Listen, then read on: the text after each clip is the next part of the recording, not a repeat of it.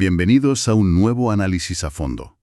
Hoy tenemos sobre la mesa un texto que se mete de lleno en un lío monumental de ideas. Vaya que sí. Una confusión que casi todos damos por sentada. La relación entre psicología, psicoanálisis y ciencia. De hecho, yo mismo, antes de leer esto, probablemente habría dicho que el psicoanálisis es una especie de psicología, no sé, antigua o algo así. Es el error más común del mundo. Pones a Freud en la estantería de psicología y te quedas tan ancha. Pero el material que analizamos hoy argumenta que no solo no es así, sino que son casi mundos opuestos. Exacto. Y esa es nuestra misión hoy, desentrañar por qué. El texto plantea una especie de batalla de ideas. Por un lado, la ciencia y la psicología, que intentan medir, clasificar, predecir nuestro comportamiento. Lo observable. Eso. Y por otro, el psicoanálisis, que nos viene a decir que lo más importante de nosotros mismos es precisamente lo que no se puede medir. Así que la gran pregunta que vamos a intentar responder es, ¿se puede estudiar a un ser humano como si fuera una estrella o una reacción química? Una pregunta que lo cambia todo, desde luego, porque la respuesta determina cómo tratamos el sufrimiento, la locura o, simplemente la rareza de ser quienes somos. Pues empecemos por el principio, que es donde el texto lanza la primera bomba. Directo al grano. Afirma sin rodeos que el psicoanálisis no es una rama de la psicología, como suele aparecer en los manuales. Y no solo eso, añade que sus objetos de estudio son diferentes y hasta opuestos. O sea que de entrada ya nos rompe los esquemas a la mayoría, ¿no? Totalmente. Y para entender esa oposición hay que ir al núcleo. ¿Qué estudia cada una? La psicología, en su vertiente más tradicional, más científica, se enfoca en lo que se puede ver y medir. La conducta, los procesos cognitivos como la memoria, la atención, Claro. las respuestas emocionales que se pueden registrar, busca patrones, regularidades. Los típicos experimentos de laboratorio, los test de personalidad, las terapias cognitivo-conductuales que buscan modificar un comportamiento. Todo eso encaja ahí. Precisamente. Ahora el psicoanálisis. El texto lo define de una forma que ya nos saca de ese laboratorio. Dice que su objeto de estudio son los efectos del lenguaje sobre el sujeto. Fíjate qué cambio. Es un cambio radical. No la conducta, sino lo que las palabras nos hacen. No la mente como un ordenador, sino cómo la historia que contamos y la que nos han contado nos construye. La cosa se pone interesante y, lo reconozco, un poco resbaladiza. Sí, se vuelve más abstracto. Porque usa el término sujeto de una manera muy particular. Cita una definición que a mí me suene muy a Lacan, ¿no? Es de Lacan, sí. Que dice que el sujeto es aquel que está representado por un significante para otro significante. Uf. Si te soy sincero, la primera vez que lo leí me explotó un poco la cabeza. Suena a trabalenguas. Es la reacción habitual, sí. Pero vamos a bajarlo a tierra. Por favor. Olvídate por un momento del individuo como una unidad compacta y dueña de sí misma. Lo que esa frase quiere decir es que no existimos fuera del lenguaje. Un significante es básicamente una etiqueta, una palabra. Padre, inteligente, español, ansiosa. Vale. Ninguna de esas palabras te captura por completo, ¿verdad? Solo te representan para otras palabras. La palabra padre solo tiene sentido en relación con hijo, madre, familia. A ver si lo pillo. Él como mi perfil en una red social. Ah, buena analogía. Ese perfil no soy yo de verdad. Es una colección de fotos y palabras, amigo, viajero, profesional, que me representan para otros. Mi sujeto en esa red es esa construcción, no mi yo completo, con mis dudas y mis manías. Esa es una analogía fantástica, exactamente. Y el psicoanálisis se interesa por cómo esa construcción, esa red de palabras que te define, genera efectos reales en ti. Efectos que a menudo no controlas y ni siquiera entiendes. Por eso, no estudia a la persona, estudia al sujeto del lenguaje. El que dice yo, pero que al mismo tiempo está siendo hablado por su cultura, su familia, su inconsciente. Entendido.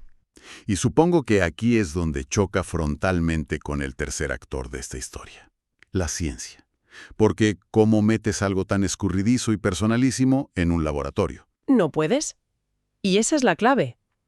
El texto argumenta que precisamente por interesarse en este sujeto, el psicoanálisis se aparta del camino de la ciencia, al menos de la ciencia en su sentido más positivista. ¿Qué quieres decir con positivista? Con positivista nos referimos a esa idea de que solo es conocimiento válido aquello que se puede observar, medir, cuantificar, verificar empíricamente. Ya. Si no lo puedes pesar o meter en una gráfica, no cuenta como verdad científica. Y claro, el sujeto del que hablamos es la antítesis de eso.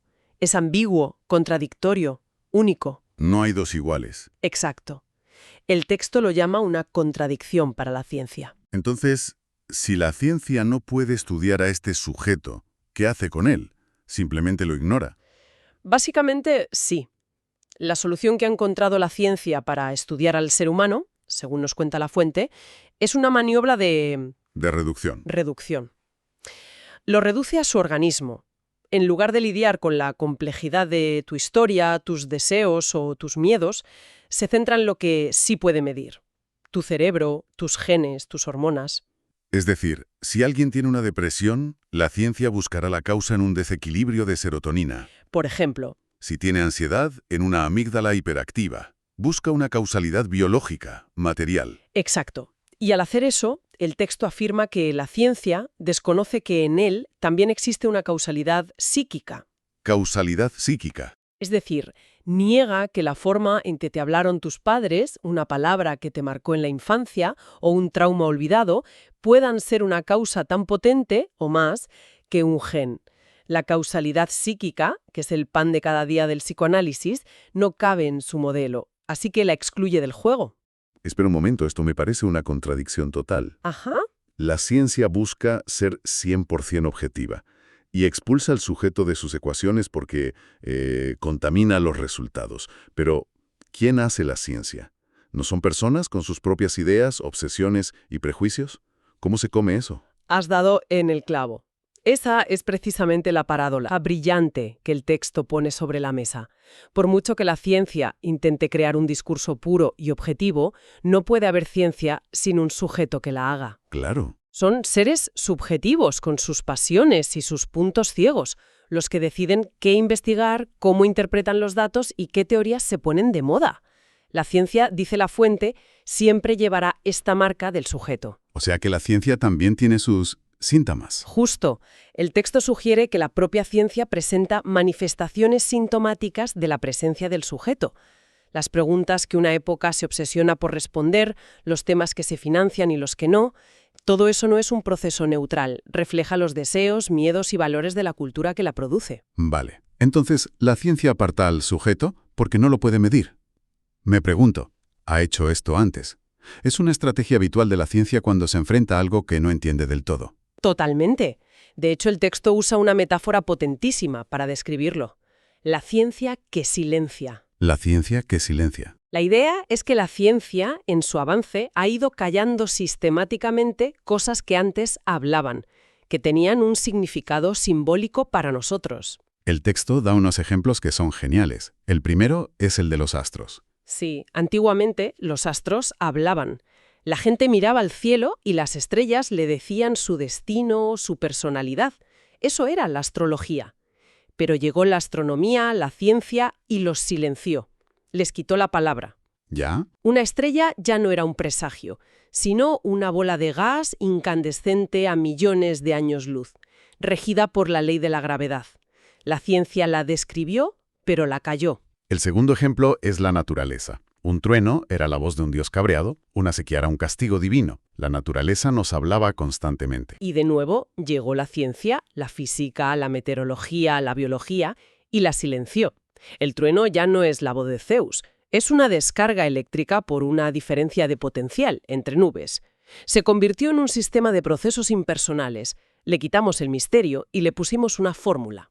Y el tercer ejemplo que nos trae de vuelta al tema es el cuerpo. El autor dice que la ciencia también cayó al cuerpo, ese cuerpo que habla a través de los síntomas. Piensa en ello.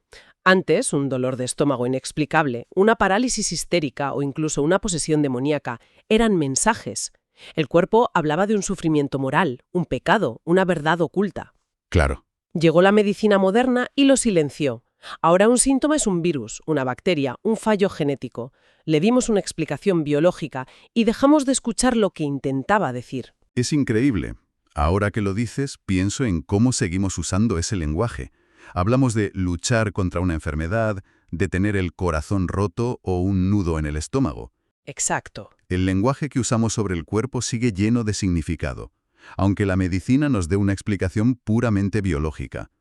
Es a esa tensión a lo que se refiere el texto. Exactamente a esa tensión. La ciencia reemplazó el discurso simbólico por un discurso objetivo y causal.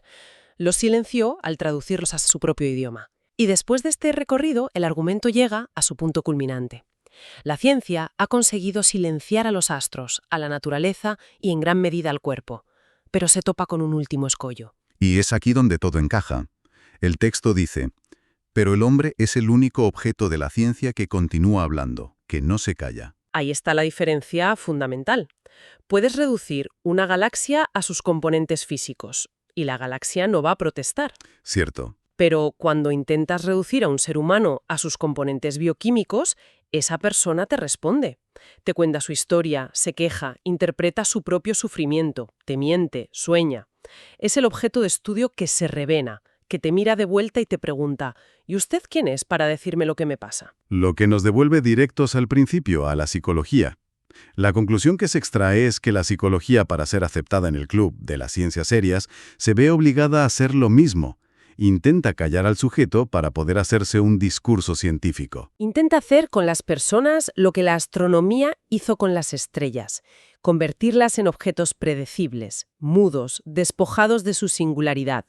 Medir sus rasgos, clasificar sus trastornos en manuales como el DSM, encontrar patrones de conducta universales. Todo es un esfuerzo por silenciar esa voz única y a menudo caótica del sujeto. Y justo ahí, el texto nos deja suspendidos con una pregunta final. una pregunta que lo deja todo en el aire, casi como un desafío. Sí, después de todo este argumento, el autor simplemente pregunta, ¿pero es esto posible? Es una pregunta retórica, claro. Lo que está subrayando es la imposibilidad de esa tarea. Puedes intentar callar al sujeto, puedes crear modelos que lo ignoren, pero siempre encontrará una grieta por la que hablar. Un lapsus, un sueño, un síntoma que ninguna resonancia magnética puede explicar. La tensión es irresoluble. Es un final potentísimo porque no da una respuesta, te la deja a ti. Bueno, hagamos un pequeño resumen de este viaje. Hemos visto esa división radical que nos plantea la fuente, la psicología centrada en la conducta observable. Y el psicoanálisis, fascinado por cómo el lenguaje nos construye como sujetos. Luego hemos explorado cómo el método científico, con su obsesión por la objetividad y lo medible, choca con esta idea de sujeto. Y vimos que su estrategia es reducir al ser humano a su biología, a su organismo, buscando causas universales. Y hemos terminado con esa metáfora increíble de la ciencia que va silenciando todo lo que antes hablaba. Astros, naturaleza, cuerpo. Hasta que se encuentra con el único que se niega a callarse. ¿El ser humano? En el fondo, si lo pensamos, es el choque entre dos formas de entender la verdad. Totalmente. La ciencia busca una verdad universal, objetiva, que sea la misma para todos. Una ley. El psicoanálisis, en cambio, trabaja con la verdad del sujeto, que es singular, única, anudada a su historia personal, y que solo puede ser dicha, nunca medida. Exacto. Y esto me deja con una última idea para la reflexión, algo que se deriva de todo lo que hemos hablado. El análisis nos ha mostrado este esfuerzo titánico de la ciencia por crear un mapa objetivo de la realidad, silenciando las viejas historias para reemplazarlas por datos.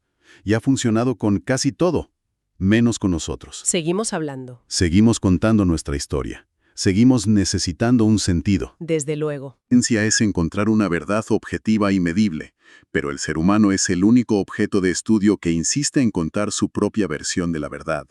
¿Dónde reside realmente la comprensión de lo que somos? ¿En los datos que nos describen desde fuera? ¿O en la historia que no podemos dejar de contar desde dentro?